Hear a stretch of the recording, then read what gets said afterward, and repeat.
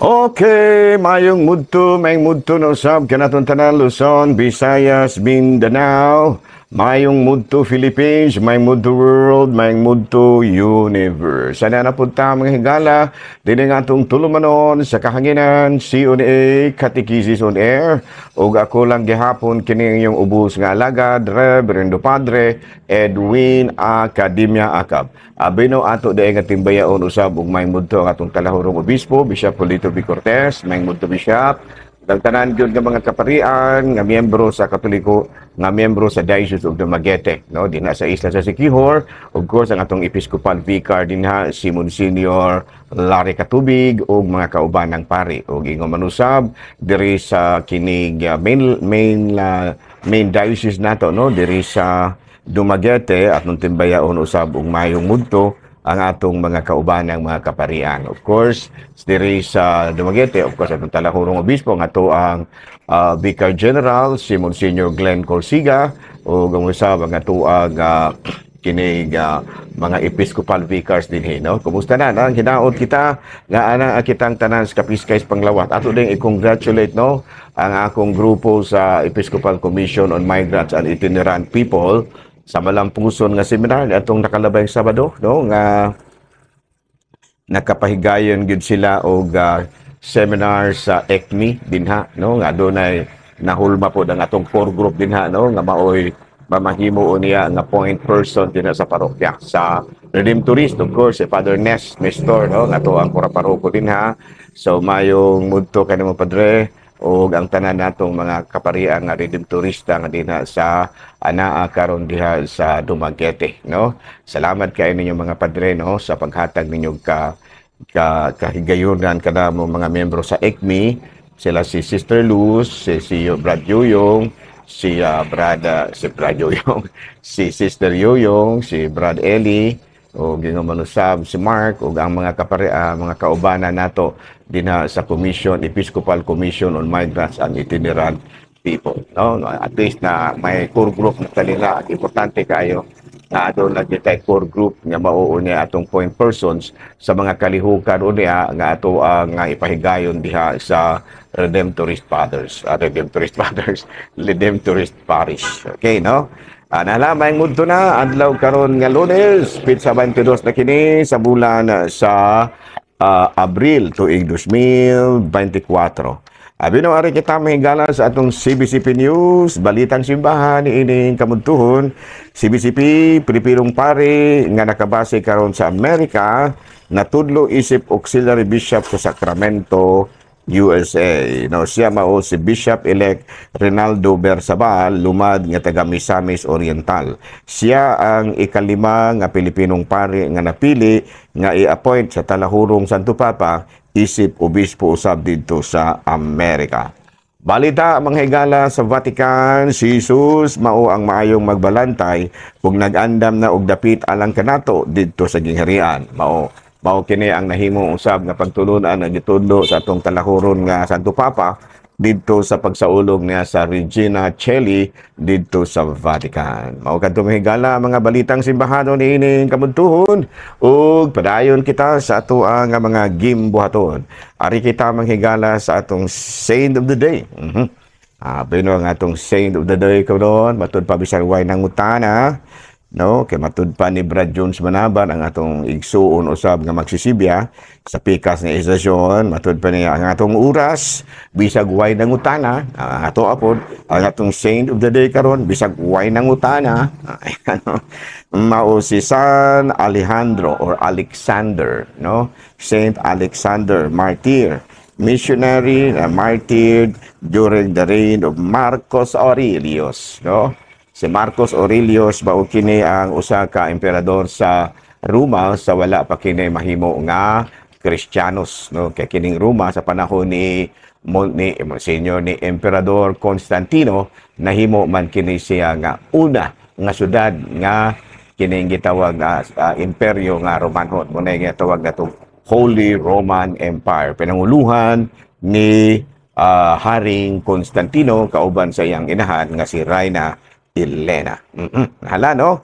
May mundo na. Ato nga pangayoon karon ang pangaban ni Saint Alexander, martyr and missionary nga unta ubanan kita kanunay no ato day nga pagtimbaya og maayong mudto sa akong ako nga halangdong mayor namo diri sa Ayungod no si Honorable Mayor Dennis Amancio no tagang ing salamat mayor no sa pagtabang nimo kanamo sa atong kapistahan sa Mayo 15 no kay usag yun sa nagpaluyo sa atong kapistahan labi na gayud sa mga kalihukan sa kining street dancing and showdown maog yun ang Ayungon LGU pinanguluhan sa among maabtikon no ug halangdon nga pari nga mayor diri si Honorable Mayor Dennis Amancio. Nahalari kita may gala sa atong ginagmayng jolo joke no mag-joke ta ginagmay mang higala na no nagistoryahay ang may nagtrato nga si Tikboy o si Milay. Dai, live, lab. Unsa ko live? Lab. Aman man lab. Unsa ganito yung trabaho sa imong papa? Akong papa kuan, police colonel. Police colonel da imong papa? Oh. Ngayon sa man, mo padayon ka, sa mabisita ka rong gabi, naaman siya ron, dili man siya mo duty. Mayroon ka, mamisita ka. Dili sa dagay ko, mamisita dahil kang hilantan manoon ko. Yung ka, mamisita ka, may kina si Papa, wala mo duty. Dili sa dagay ko dahil. Kanya, dili o magkita ni Papa. Makita raw niya, gihapon mi. Basin ugma, walas Papa ni mo, basig maulian ko. Oh, pero naman po akong tayo nga police major. Sa? Oh, akong tiyo naman po naman siya taga taga Santa Catalina pero ugmari sa Dumaguete, ari man na siya matulog sa balay. Naapod imong tiyo. Oh, naapod ugma. Sa sunod adlaw na naman dagway. Pasunod adlaw na, mura man po noong kung gipamaulan. Sige, ikaw. Susunod adlaw dahil naas imong tiyo, napod imong papa. Ay, wala. Pero naa si mama. Kana si mama, NBI man po na. Unsa? NBI man po nas mama. Ay, mura naman po noong hilantan kong bali. Masa maday, pagpapisita ka na ako o dili, murang puros man yun ka mga military na sila. Bisan gani ka ng among iro, kuan man po na, police dog man po na. Mao ba? Ay, kung ka ng inyong iring, Navy po na. Maog yun. Joke ba yun? Joke talaga ito, may lain. Okay, no? So, kamusta na si Sister? Ato ang amiga mahigala no? Nga magsisibya usab o sa kabanggitan nga reporter, correspondent sa DYWC, of course, si Sister Lani. Kumusta na lang, no? Higagaw pa rin din sa iyang uyuan si Mr. Chen. Okay? Ala, no? Padayon ta, ari kita mahigala sa atong catechism proper. Sa may ato ang karon nga topic. Atong topic karon, sanway nangutana. Father, come on. Why do we light candles or other kinds of lamp when we pray? O nga naman ang managkot matag kandila o bisan unsa nga kanang suga nga may atong gamiton kung magampo ta. Abi no, unang-una kining mao bitaw nga kining mauna to nga naandan nga managkot gid kita og kining kadila o baka mudag ko ta og lamparahan nga adunay lana ato ra ning napanunod dili gid kita may original ani napanunod rin nato sa mga early Christians no? Gikan pa sa mga kaobispuhan gikan pa sa mga apostoles hangtod karon so ang mga kuan ang nasayo ang kining mao nga magnagkot ang kandila o kining magdagkot og mga lamparahan no mga oil lamp ano kung sa English pa oil lamp sukad pa kini ato kining napanunod mo kini gitawag nato sa English og tradisyon kidugay na kayo kini no panahon pas ang mga apostoles diha na ni no panahon pa nila ni San Pablo na ni Muna nahiapil kini sa giingon ni kini bitang San Pablo sa unang sulat, sa ikaduhang sulat din ato sa Thessalonica chapter 2 verse 15. Therefore, brothers and sisters, stand firm on the traditions which you have been taught by word of mouth or by letter. So ito pa, nagpasidaan yun po si San Pablo nga kung unsa atong nakatunan, no, nga gitudlo ka nato, ato ra gyung padayonon, ato kanang mabasa sa 2 Thessalonians chapter 2 verse 15. No, kay kining pagdagkot og kandila ug uban pa kung mag-ampo kita ato ra maning napanunod, pero daan na ni nga gitudlo ni kuan, gitudlo kini ni San Pablo, no, matud pa niya, busa mga igsuon, no, barugin ninyo ang mga tradisyon nga among gito, ang mga pagtulunan nga among gitudlo kaninyo sa pinaagi ba sa pulong o sa bukat, no, muna, no. So muna nga ato gyud nga gipuy-an, wala gyud nato ingon nga gisalikway kay mao man ni ang gitudlo sa mga nahauna kanato. No, unya sa kun atong binisayon kining tradisyon, wal dili ka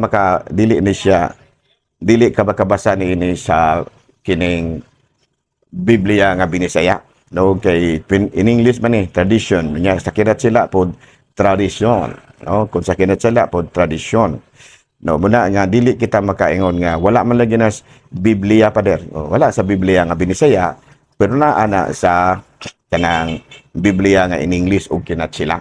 No, sa in English, therefore brothers, stand firm on the traditions which you have been taught by word of mouth or by letter. No, sa ato pa naa gyud sa in English.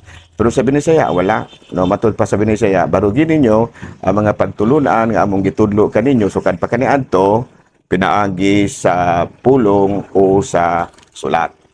Pagtulunan ra dili na tradisyon. Kay binisaya man lagi. No, klaro ba?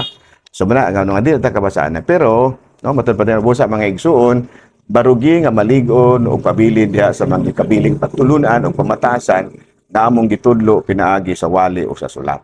Sa ato pa naaragid ta niining mao nga pagtulunan kay mao man ni ang gitudlo nila sa pamatasan o pagtulunan. No, unya kining lighting of candles matud pa sa in English, no, is a way of extending one's prayer and showing solidarity with the people on whose behalf the prayer is offered.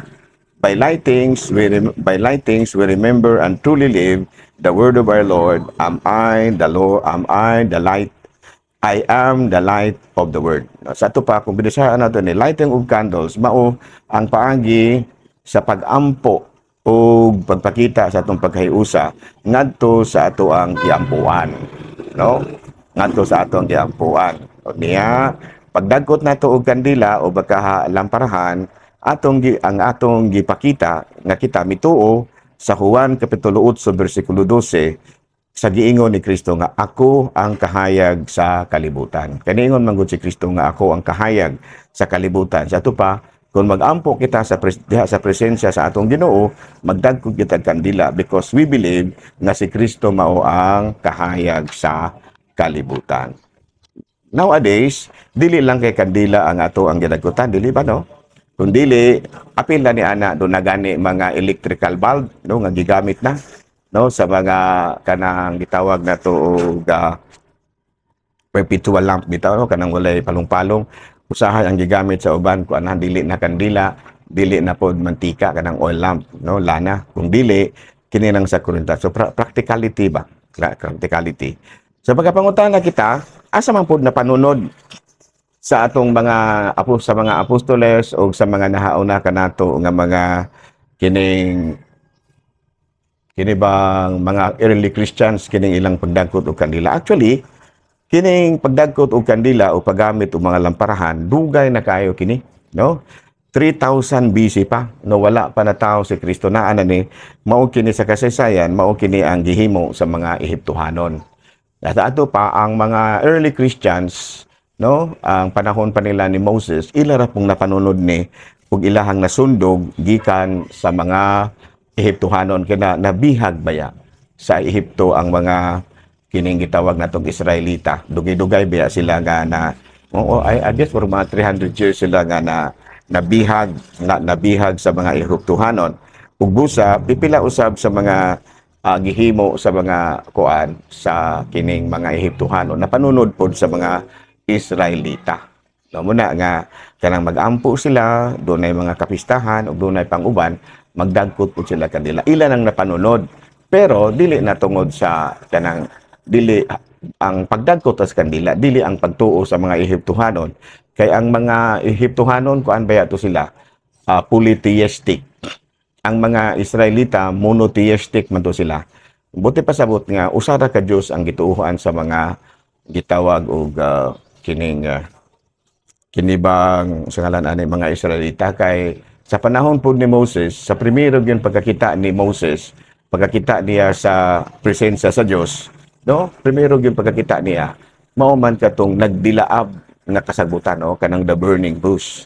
Sa ato pa na-associated sa mga Israelita ang kining kahayag or suga, no? Kay pagkakita gyud ni Moses, primero gyud nga pagpakita sa Ginoo gato kang Moses katong niingon sa Moses no mao man ang burning bush o kato bitawng nagdilaab nga matud pa kasagbutan mao na nga na-associated pod hangtod nga ang mga Israelita mismo ni gamit na og mga lamparahan o baka suga o kandila no sa ilahang pagampo muna no unya sa diha nga ang mga aduna na mga Israelita nga nahimong mga Kristiyanos sama sa mga apostoles, mga sumusunod ni Kristo, ila po ning nadala kining maong kinaiyaha nga napanunod nila gikan sa mga Ehiptohanon o kita po mismo nga nagsunod po sa mga apostoles ug sa mga nahauna kanato nga mga katawhan no nga naa ni ining mao nga kining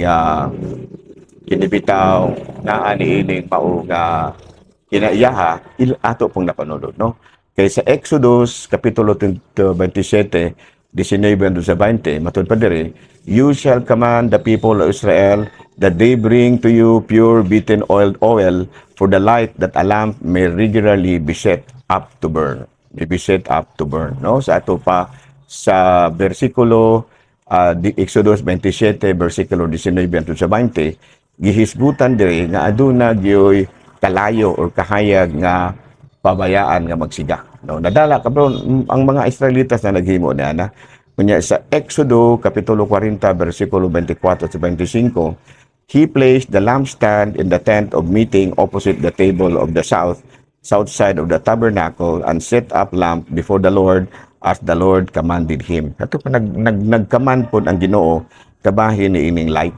No, muna nga kita sa practicality sake no kana bitawng gitawag nato para nga ma-facilitated ang pagdala nato kanunay sa kuan naputan ang kandila pero wala na nagpasabot na kandila ra gyud ang atong gigamit kay mogamit man pud ta og lain nga mga kahimanan sa pagpasuga no do na gani electric lights no nga gamiton nato sa ato ang tabernacle no do na pud usahay kining mantika or oil lamp no nya sa kandila ang ana no pero not necessarily nga kandila gyud kanunay atong gidagkutan. Do naman po kay the most important thing mao ang giingon ni Kristo nga siya mao ang kahayag sa kalibutan. So muna nga kung gusto kita nga sa atong pag-ampo, gusto kita nga anaa gyud kita sa presensya sa Dios, muna nga do na gyud mabasa nato nga matud pa diri sa kini Juan kapitulo 8 bersikulo 12, ako ang kahayag sa kalibutan. So muna no? So muna nga kita aron pagpakita nga mituo kita sa giingon ni Kristo magdagkot gyud kita og kandila. Klaro ba? Pero dili na pasabot nga kandila ra. Kay ako ang gigamit nako sa ako ang altar sa simbahan ko anman kanang batika no lana ba nga mao gibutangan nato aron mahimo siyang kanang gitawag nato perpetual lamp. No, klaro ba?